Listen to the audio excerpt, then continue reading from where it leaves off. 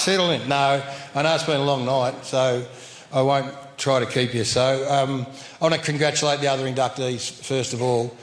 Nick Revolt and Luke Hodge, if I was picking a team to play for my life, they'd be amongst the first two I'd pick. No question about that. So to be inducted on the same night is unbelievable. And I'll tell you what, I'd be very happy to play with Daisy Pearce and Aaron Phillips as well. So, and I'd be happy to go on a footy trip, Peter Daly. You know, and that...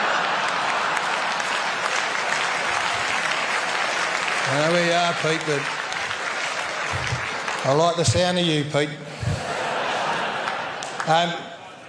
All I ever wanted to do was be a footy player. That's it. That's really simple. That's all I wanted in life, was to be a footy player. Pretty simple, uncomplicated. From the moment I could walk, a footy player, that was it for me, and nothing else changed. You know, the older I got, through into my teens, I just wanted to be a footy player. So if you can just indulge me for a few moments, I want to thank some people who helped me along the way to get there.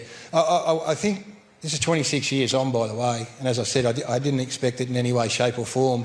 So had this happened not long after I retired, I suspect that this speech would be a little bit different, and I'd probably be a little bit caught up and wrapped up in myself still, having just retired as a player. But with 25 or 26 years, you get perspective, and the fundamental truth of it right now is my mind went straight to the people who are on my table tonight, and they're the most important people in my life. And whilst I'm enjoying the night unbelievably so, you couldn't imagine, I'm just so happy for them. So the Melbourne Footy Club, as I spoke to Jared, I love. I've got two of my great mates from those days, Rod Winter and Brett Lovett here. It's great to have them on the table. There was a time there for well over a decade where we spent probably every day of our lives together, and that was off-season and on-season, marriages, babies and all that sort of stuff. And to see those two here tonight means the world. Paul Hopgood and David Neitz as well. So I thank those boys enormously. Balls is a psychopathic killer as a player on that half-back flank. Sometimes there was Brett Lovett there at half-back, me at centre-half-back and Rod on the other half-back flank, and we would amuse ourselves by telling whoever Rod was on how he was going to kill him and rip his head off him. And one day Carl Langdon said, listen, you've got to stop because Brett Heady's going to have a nervous breakdown in a minute. So I love having those boys here. My sisters, Joanne and Tracy, and their husbands, Rod and Damien, and my brother Rick and Mara, his wife. So my family mean the world to me. There's a standard joke in our family that I'm the golden child amongst our family, and that is true. So if I ring Mum and she sees my number come up and she's on the phone to Joanne or Tracy, she quickly hangs up and puts me straight through.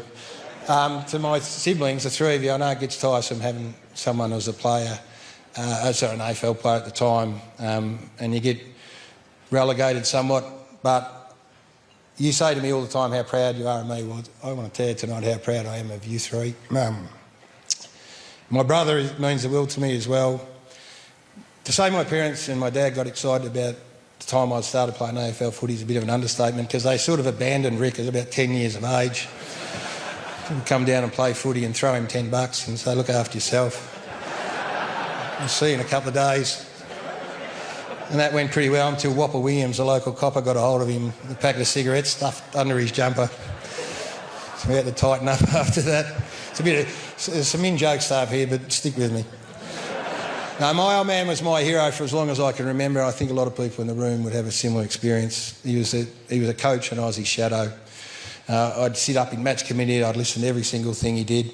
And his health's been a bit up and down, so for him to be here tonight means the world. And he's my greatest supporter, bar none. He had blinkers on, goggles on, I could do no wrong. And I never really, as I said, I hadn't held out any hope of being in the Hall of Fame, but I think my dad did. So whoever got inducted, he would tell Rick, that bloke wasn't as good a kick as Garry. And the next bloke would come and go, Gary's a better mark than him. And he worked through the list, and then Plugger got inducted, and I thought, you got your stuffed here, Panch. Quick as a flash, he said, you're fitter than him. So I love him. He's a bit of a degenerate gambler, but I tell you what, to have his son inducted as a Hall of Fame member and be at the casino, it's about as good as it gets for him. So. Yeah. And if he dropped off the perch tonight, Panch, I think he'd be pretty happy to go this way. We've got a couple more photos to do before you do. My mum is the life, soul and beating heart of our family. She'll be dancing on the tables tonight when everyone else is going, and no one enjoys life like my mum, and she's been my greatest supporter as well, so I love having you here. My boys, my three boys, I call them my boys. They're men, they're young men. I call them my boys in conversation all the time, and I'm just so proud of the three of you.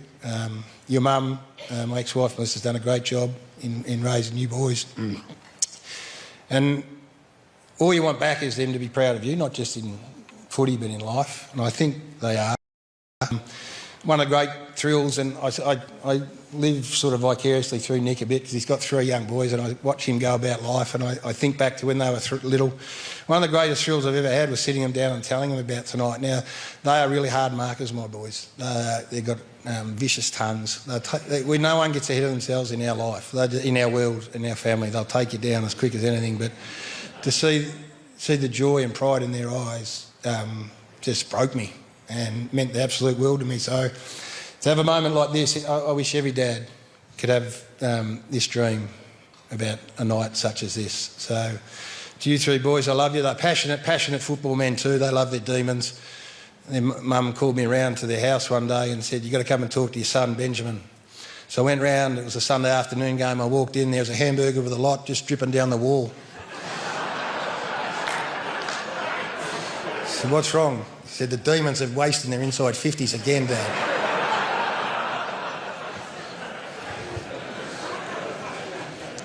And Tom and Josh are still playing footy, and I love them. Josh thinks he could still fix Melbourne's forward problems, and Tom, I think he could manage them. They've got beautiful girls, Molly and Lucy are with them, so it's great to see you.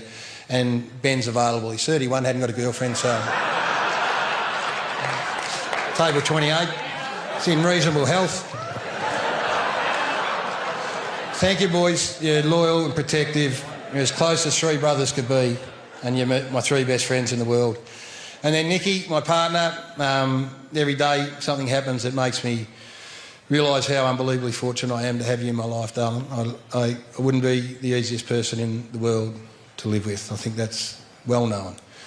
But your kindness and compassion and understanding has allowed me to be a much better version of myself than I've ever been in my life.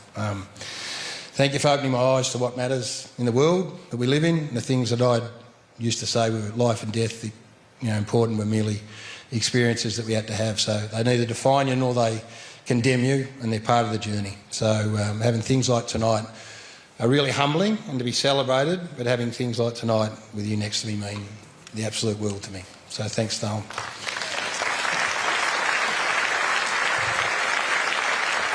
And that's it, really.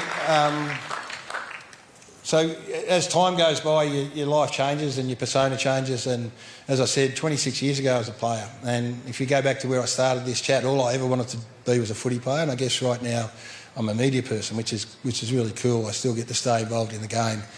But the thing about tonight, as this night has worn on and in the lead up to it, I thought, shit, I feel like a footy player again, and that's the greatest thing about tonight. And I look around the room again, and Tim Watson's on our table, who probably the last place he wants to be tonight is here, but he was my childhood hero growing up. I had his poster on my wall, and he's become my work colleague, who I spend every day with, and a really trusted and close confidant. And I love that fact that you come out, Tim. And we've all got those experiences in the room. So I've been told by all my boys, Brownie and everyone else that come along here, that this is the best night in footy, and I understand exactly what you're talking about now. So thanks to Richard, thanks to everyone else that had a say in my being inducted into the Hall of Fame. It means the world to me, and it's one of the great nights. Thank you very much.